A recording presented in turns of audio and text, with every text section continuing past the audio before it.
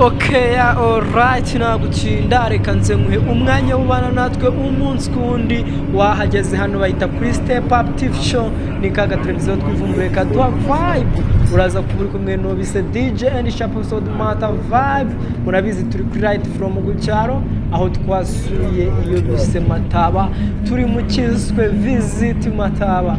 Ubundi iyo bavuze akarere k'Agakenke wumva akarere kagizwe n'imisozi myinshi, wumva akarere kagizwe n'imirenge 19, gusa mwiyo mirenge 19 twajyaga tureremba turabana harimo umwe bise umurenge wa Mataba. N'umurenge utangaje, n'umurenge urimo byinshi. Reka manze nguhe impamvu eshatu uba ugomba kuba ubana natwe igihe turimo dusura umurenge wa Mataba. Umurenge wa Mataba numwe mu mirenge itangaje uburyo iteye. Icyo ni icyambere ndaza kuba mbikwereka. Icya kabiri, ugombwa kumenya igihugu cyawe. Nta kuntu uzaguma iwanyu gusa utagiye umenya ahandi hantu hagiye hatandukanye. Niyo mpamvu mba naguhitiyemo yuko twatembera ahiswe Mataba, ukaba wadukurikirana live ku mbuga nkoranyambaga zacu zose. Aho ugeze uri kwandikamo Step Up TV Show, gahunda nta yindi ni visit Mataba. Impamvu ya gatatu, usibye kumenya u Rwanda, harimo icyo bita refreshment, harimo kuruhura mu mutwe, kuko azaba ari ibyishimo. Tuzajya twenjoyinga umunsi kundi, ntazagire episode nimwe igucika.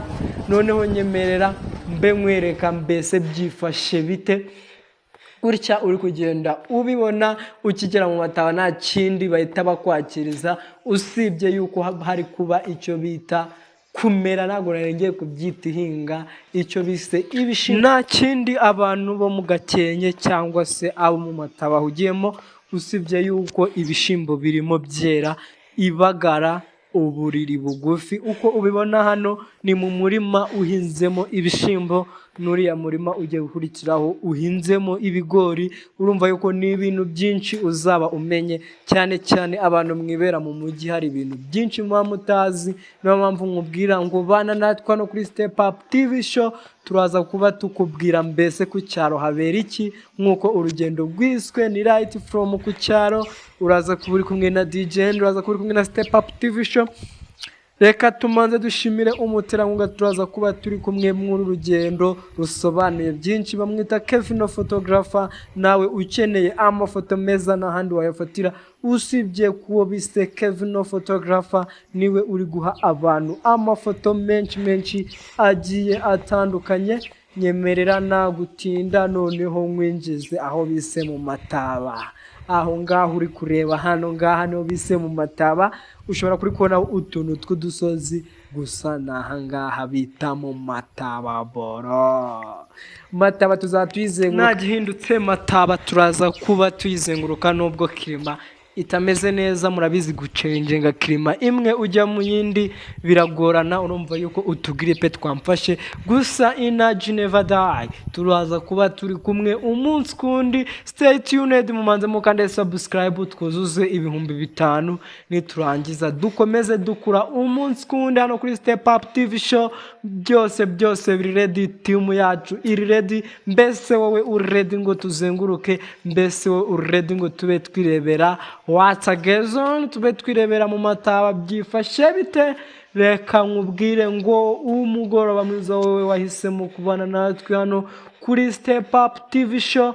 Nagihindutse nyemerera noneho dutangire nkwereka nibihe bikorwa biri kubera mu Mataba nyirizina. Mbese abaturage mu Mataba babaho gute?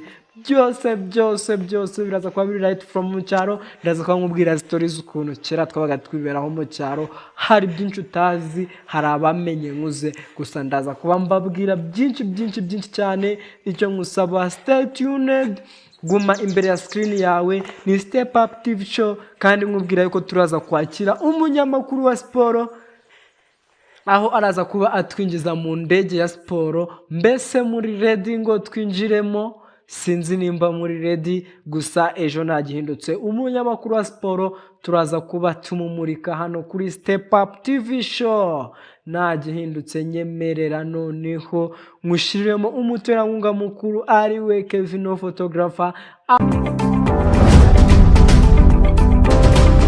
reka duhe ikaze ku bantu mwese mwifuza gukorerwa serivisi zitandukanye, yaba izigendanye no gufungurirwa YouTube channel, gukorerwa amakarita, ibyapa byamamaza, flyer na za video zamamaza, maze business yawe ukaba wayamamaza mu buryo bw'amashusho ndetse n'amajwi. Si ibyo gusa, ku bakeneye amafoto y'ubwoko bwose, yaba wedding, event, party and the birthday or in Kevino Entertainment with Kevino Photographer, you can contact us on 0788773185, and even you can follow us on our social media. Kevino Photographer, online service, make more than one with us.